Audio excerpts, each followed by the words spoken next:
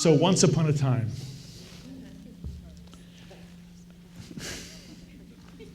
once upon a time, 5,773 years ago, around this very night, all of heaven was abuzz. It was the sixth day of creation, and in just a few moments they were going to create the first man and woman together. The first man and woman were going to be placed in this wonderful world. Oh, the excitement in heaven was, you could not believe it. And yet, just before the human beings were to be created in the image of God, no less, there was an enormous, the Hebrew word is machloket, there was a controversy among the angels in heaven who in some way found themselves in three separate groups. All of the groups were adamant about what the most important words human beings should say to each other. So all the three separate groups of angels in heaven were all arguing what should be the most important thing that human beings say to each other, especially as they begin the new journey of humanity. And so they all came before the heavenly throne and the court of angels. The court of angels, which was administered by the three wonderful ministering angels of the Torah, Gabriel, Michael, and Raphael. They were the ultimate, their job was to determine which group had the wisest answer for what the most wonderful thing would be for people to say to each other as they started life together. And this was done before the throne of HaKadosh Baruch Hu. God's self was sitting there listening, waiting for the angels to determine the answer, which would be the most important line human beings would express to each other. And the group went first, and they said, we have the most wondrous line of all. What is it? What is it? And you can imagine a room full of angels like this, not nearly as wonderful as you. What? And the first group said, we speak to the ministering angels and to the throne of heaven. The most important thing people can say to each other is, I love you. Ooh, all the angels went, ooh, that's good. Yes, they argued. To say I love you is the ultimate statement of commitment one to another. It is a statement that two people who've just met, who are in the blush of first love, they can't say it enough. And yet if their love is strong, they will say it an entire lifetime. Very good. The second group says, yes, that was good. But we have a different set of words. We suggest that the most important thing people say to each other is, I'm sorry. Yeah,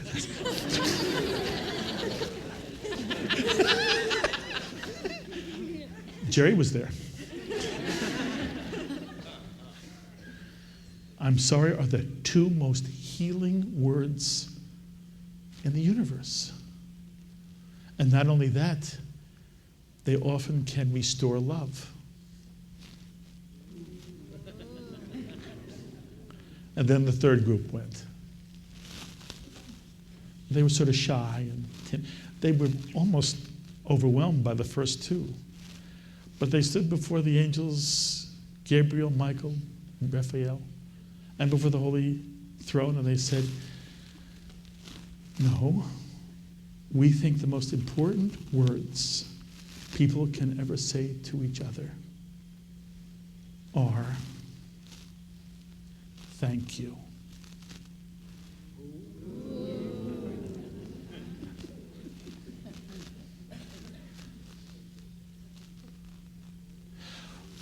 For the fact of life is that as wonderful as it is to say I love you to someone, it is more important to show in actions what love is. And that the longer one is with a beloved, the longer one says, well, the words never stop having meaning. It's a lifetime of deed that really indicates, I love you. And as healing as I'm sorry may be, if they're said too often, they get old. If they're said too often, something's wrong. Yes, they're important, very important. They are extraordinarily healing in any relationship. But they're not as wonderful as the two words in English, thank you. Thank you can render I'm sorry unnecessary. Thank you, when said honestly, is one of the greatest acts of love a person can give another. And HaKadosh Baruch Hu, listening to this debate in heaven, said, yes, the most important words people can ever say to each other and to the universe is thank you. And I decree that the first thing to be said every morning is Modeh Ani. That when a human being awakes, the first thing they say is, I give thanks that my soul has been restored to me for a new day. Let Modeh Ani be the most important words people say every day. And as you know, in the Jewish tradition, there are things a Jew is supposed to say when he wakes up. The first thing he'll say is, Modeh Ani lefanecha melech chai v'kayam. I give thanks that my soul has been returned to me in delight. And please remember, it was just a story. There's no heaven, there's no God, there's no angels who once sat around to work out what's the most important thing people can say. And in the Jewish tradition, when we are told to recite a, quote, prayer,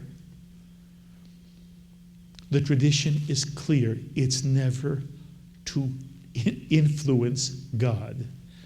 We have a wonderful Orthodox rabbi on Shalom TV, does Talmud every week, Mordechai Becher. Mordechai Becher pleads with the audience. Jewish prayer is never magic to manipulate a God. God doesn't need our thanks. But by thanking, by expressing the emotion of thanks, it changes the way one feels inside about the world in which we live and about the value of other people. And that's why the tradition says we will say 100 blessings every day. A blessing is just a way of saying thank you. I'm aware of the beauties and wonders and gifts of life. To say 100 blessings means we have the obligation to find 100 reasons to say thank you. Sometimes just inside, and very often to people we love. Thank you. And so the holidays are all about this. It's the same message every year, with just a different emphasis.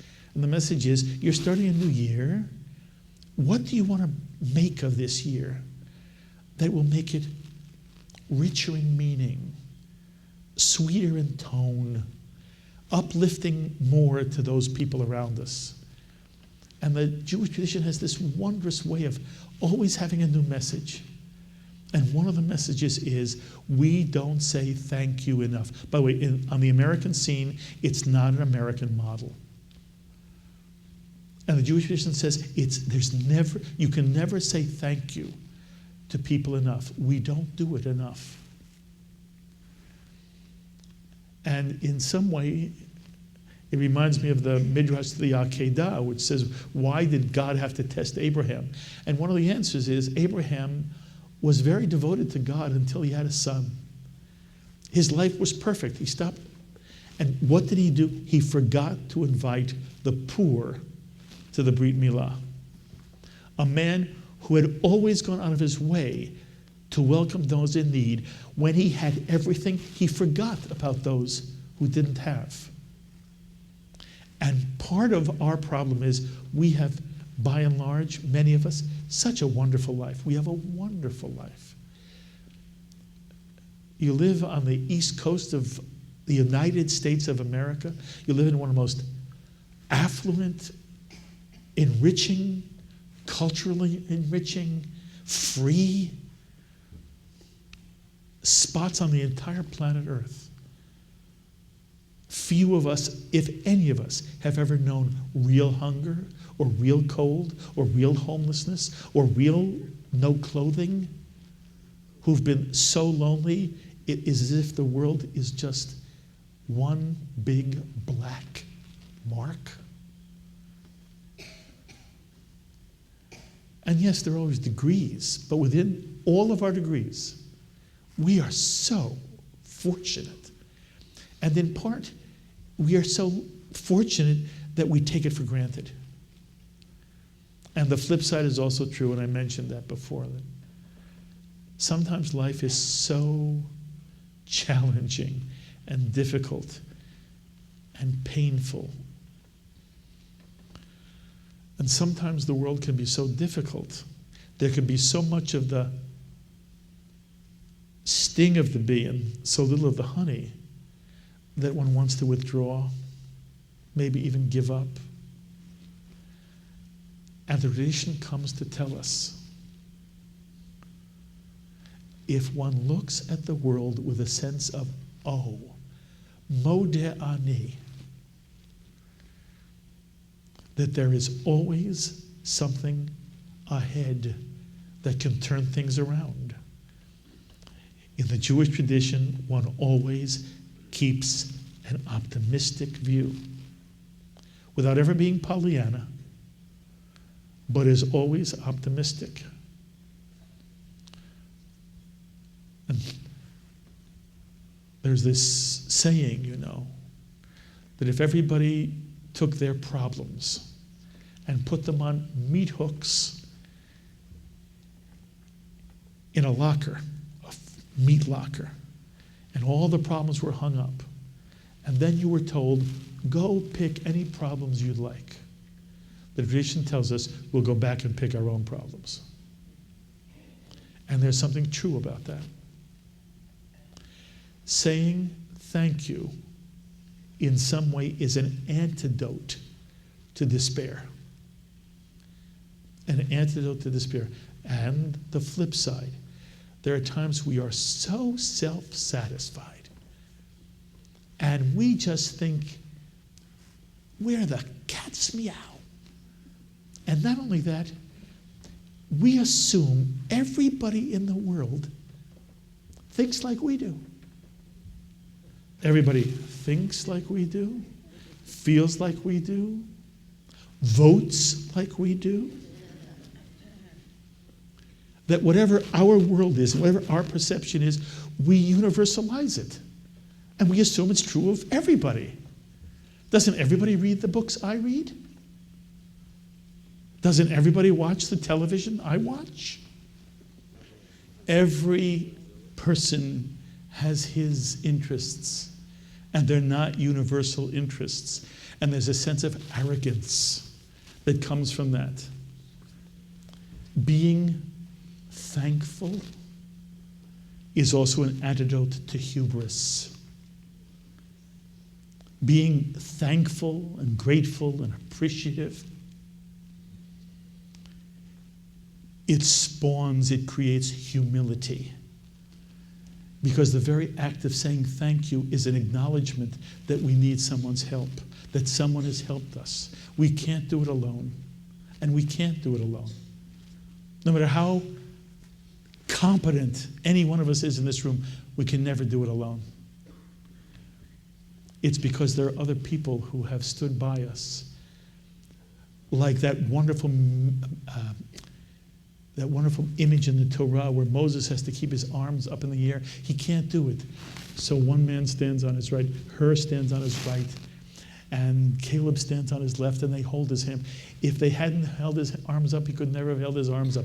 We can't hold our arms up without people who love us, who are willing to stand there for hours, helping us get through whatever it is we have to get through.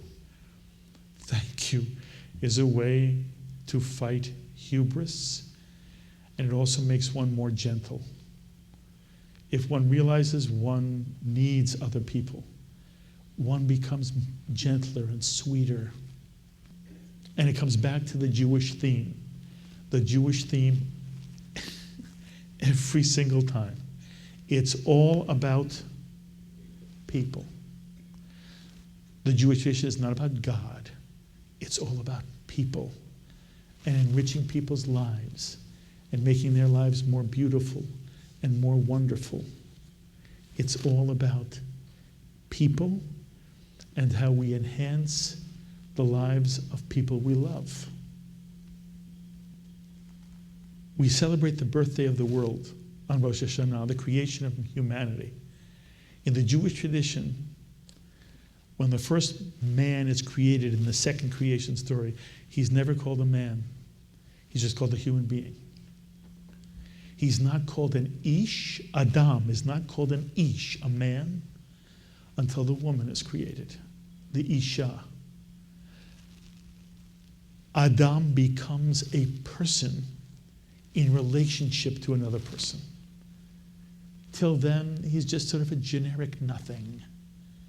Another human being is there, and a relationship develops. And in the relationship, one becomes what one can become. And one finds meaning and purpose in life through the relationship with another human being. There's this, we did this out last year, 2 years ago, but again, certain things just should never leave our consciousness. I looked for my God, I could not see. I looked for my soul, it eluded me. I looked for my brother, I found all three. Am I the only one who makes that cry? It makes me cry. Who was so smart? That's the Jewish tradition in a nutshell. And what's interesting is, thank you is also a wonderful expression of love. You know, I have the honor of meeting with couples before the wedding ceremony. I meet with them a couple of months before, and they talk, and I get to know them, so that when I'm at the chuppah with them, it's not like I'm meeting them the first time. And I always say to one or the other, so what makes him special? What makes her special to you? And they almost never tell me how good they kiss.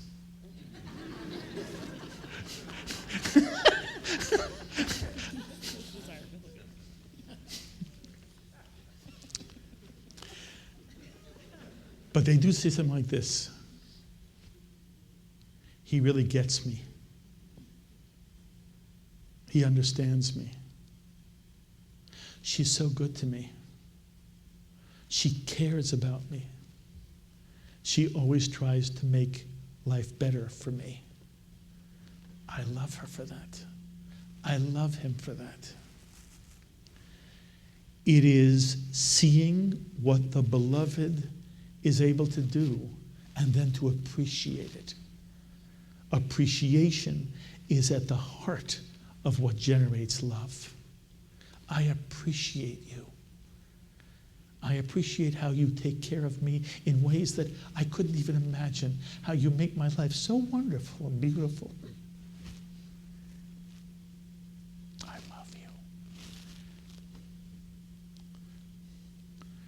And that also the phrase, thank you also, is so validating. And every human being needs validation. No matter how successful someone is, there's some area in which there's always a feeling of, I'm not good enough. I want to be validated. And anybody who says, oh, you should feel that inside all by yourself, doesn't know human nature. It never works that way. Validation comes, yes, from accomplishment, but most it comes when someone you respect and love says back to you, "You're wonderful. You're wonderful. And thank you for all you do to enrich my life. I've noticed you, but you've made me feel more." The Chavurot studied a passage from Ethics of the Fathers on Slichot, where it says, "Do not be scornful of anyone." And the drash is, anyone includes yourself. Because the Midrash understands people sometimes feel bad about themselves. And to say thank you and mean it is an enormous uplifting statement that gives oneself a sense that one is good and worth and of value. And the response to thank you, but sometimes we think the response to thank you is, "You're welcome." And every now and then you'll go into a situation where a mother will say to a child, "Say thank you." And the kid, like a robot, like a puppet, will say, "Thank you." And my own sense is, thank you has to come from within, and the child will ultimately feel thank you if he sees his mother and father always saying thank you. But the response to thank you is, "I love you." And if you understand what "you're welcome" means, "you're welcome" really means, I was pleased to do it. I was pleased to do whatever I did because I love you. And I want you to be happy, and I want to give it to you. To which the answer to "I love you" is, "I love you too." And then it can go on forever and end up kissing.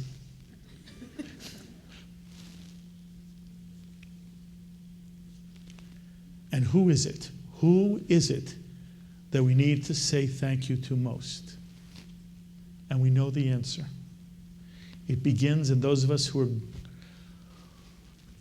are or who were blessed to have older parents. The most important thing to do with parents is to say thank you. And I'm not talking here to 9-year-olds or 12-year-olds. I'm talking to adults. Adults have to say thank you to their parents all the time. Because parents need to be noticed. Parents need to be recognized for the contribution they've made with a life of love. And as one gets older, one never wants to be irrelevant. Thank you means you're not irrelevant. It's an enormous gift we can give to older people. Thank you for everything. It reminds me of that great line, which really is out of context, but a great line from Arthur Miller's Death of a Salesman, where at the end of the play, Linda, the mother, says, do you remember? "Attention must be paid. Attention must be paid." You can't let anyone ever feel irrelevant. Saying thank you is a way of making sure that person does not feel irrelevant. And it's not only to parents. We who have children, we must do it with children too. We must be ready to say thank you to a child because we have to see the child, not our vision of the child, but who the child really is, what the child needs, what the child wants. And then we do our best to make that happen for our children. And they don't always do what we want. I don't know why. And I can't think of one thing I ever did that my parents didn't want me to do. I can't think of one. David, can you think of one? I did go to rabbinical school. They didn't want that. But that's a different story. But it doesn't matter. We now understand to be a loving parent is to see our children as human beings with their own dreams and their own aspirations. And what they give to us through their own lives is extraordinary. And so we will say thank you to them. And most of all, we have to say thank you to those who are our closest companions in life. And I use the word companion in the general sense. It could be a wonderful friend, it could be a wonderful sibling, and most of all, it tends to be the person who shares one's life with. There is no way to adequately ever express the full breadth of thank you to someone who is as loving and makes our life meaningful and protects us from our own ghosts, and everybody has ghosts, and makes sure that somebody can get up in the morning and go forward, knowing that there's someone holding one's hand as tightly, who believes in us and who wants good for us and is driven by that desire to say thank you to that person. Attention must be paid to the older parent, to the child, to the companion, to one's wife, one's husband, one's lover. Attention must be paid. How is the attention paid? By saying thank you. The first words God said we should say every morning upon awakening. And so this year, I offer to you that's the wrinkle this year. To make life a little sweeter, we will go out of our way to say thank you. By the way, nobody doesn't like being thanked. We can't thank people we love and those in our lives enough. And so my symbol for this year has to do with thank you. So we have this year the thank you card. And the thank you card is just, again, symbolic of any of our opportunity to say thank you. The Jewish tradition says we're to say thank you for life and thank you to other people. And there is an element of the divine, the Jewish tradition tells us, in the notion of thank you. The most powerful tribe of the 12 tribes of Israel is the tribe of Judah. Judah became the tribe from which David came, and the Messiah is to come from the tribe of Judah. The Jewish tradition points out that the name Judah is a combination of God's name and thank you. Becher reminds us, it's not that we're thanking God. God doesn't need our thanks. It creates a mindset. And in the Jewish tradition, I believe that whatever divine there is in this universe, in the poetry of the Jewish tradition, God smiles whenever one person says thank you to another person. May that be somehow the thought for this year. May we bring smiles to heaven all the time as we try as best we can to say thank you to all the people who enrich our lives every day. And we all say, Amen.